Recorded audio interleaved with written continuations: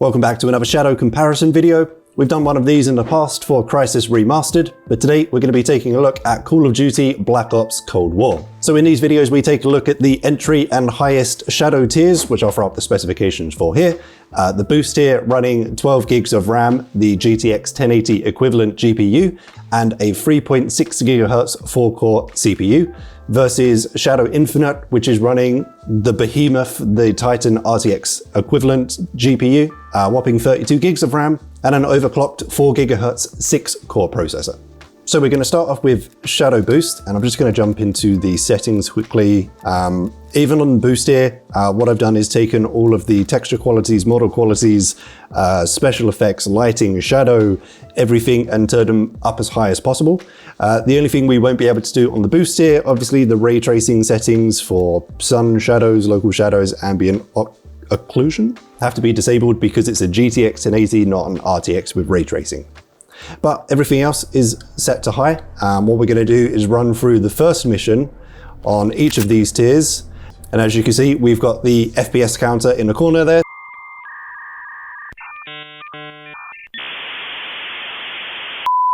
Different day, different shirt, Mark. Surely an expert like yourself didn't experience technical difficulties. Let's not talk about it. Okay, still the same settings as I talked about, yesterday. That piece of trash is a lot of things.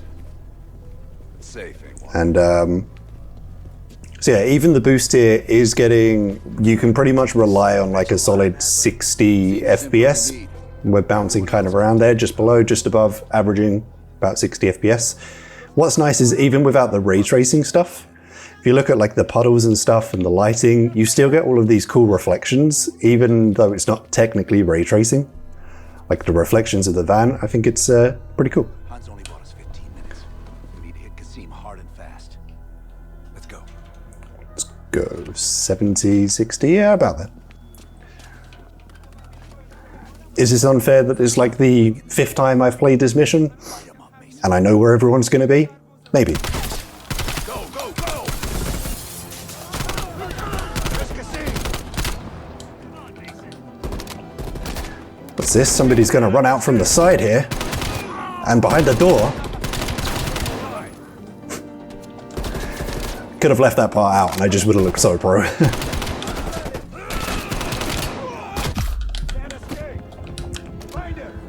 Being punched in the face is not pro. I take that back.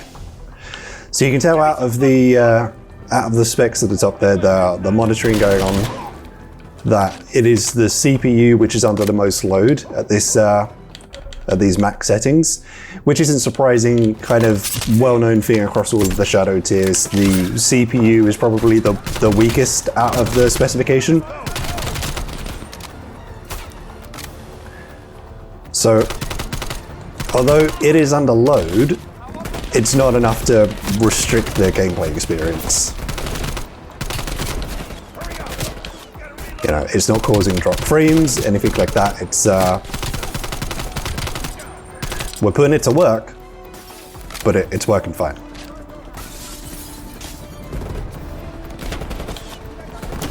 There's Kasim! Move it! We can't let Kasim get away! Can't escape!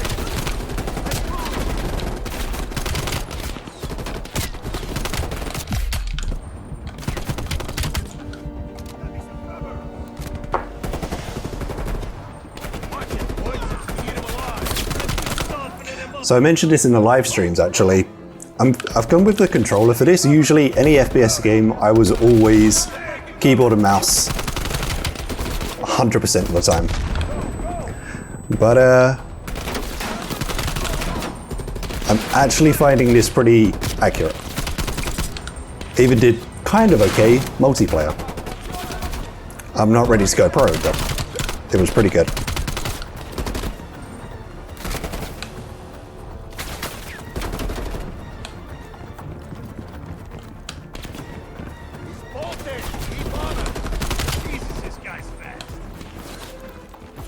So although we said that CPU is kind of under load, the GPU, the 1080 equivalent, is doing absolutely fine.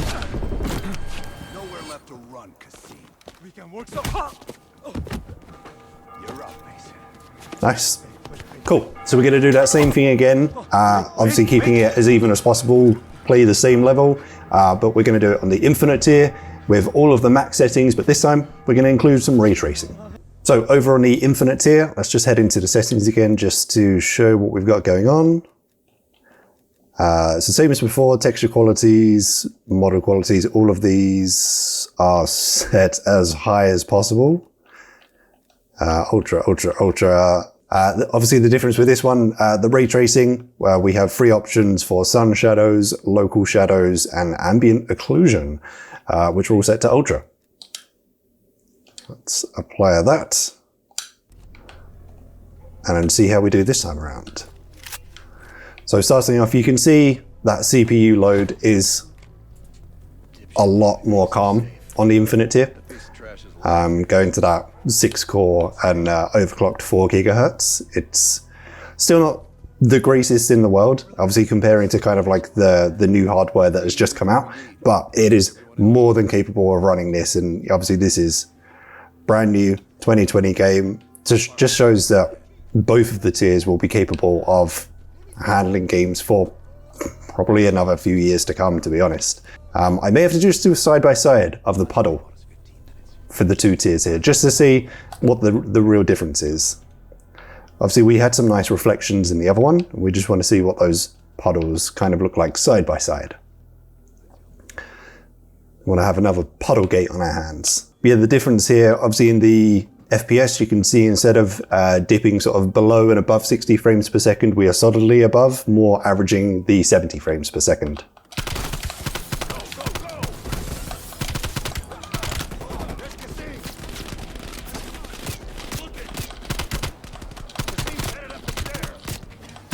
Whoop, that's a wall.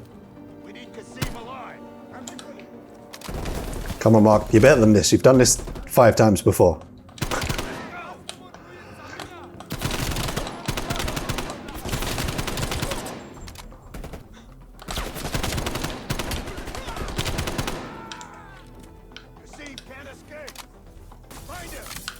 Find him.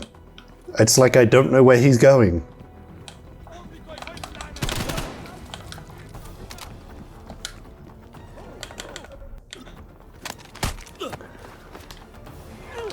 There we go. Go for a nice body shield this time, because we're real classy. It does mess up your aiming though. You need to go. You done messed up my aiming.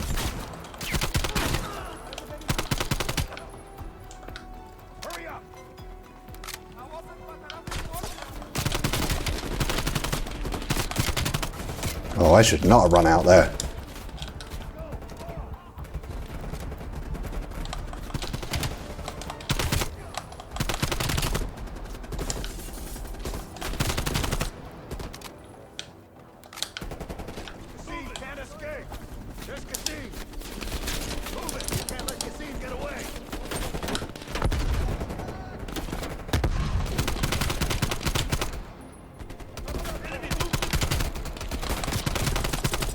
Oop. So yeah, even with like a lot going on screen at the same time, obviously lots of moving targets, bullets flying everywhere, adrenaline rushing. Not really, it's the 4th time I've done this. We're still getting above that 60 FPS mark, which is good to see.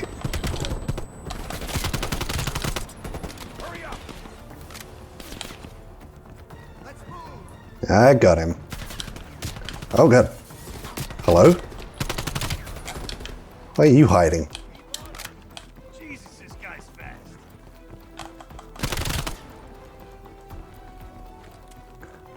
Whee! Slidey time. Whee!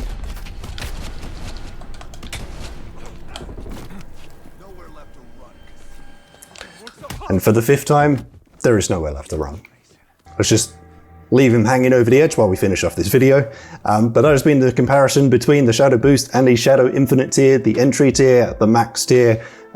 Either way, maxed out settings on both, completely playable, higher frame rates across the board, highly recommend it. In terms of playing with a controller, input latency, non-existent. As I say, played online, and most one-on-one encounters, despite me being trash, actually came out on top. So if there was any issues with latency, wouldn't have seen that. So yeah, if you enjoyed this video, you found it somewhat helpful, a like rating would be appreciated. If you haven't already, remember to subscribe to the channel, turn on those notifications so you don't miss the next video. Hope everyone's staying safe out there, and as always, I shall see you in the next one.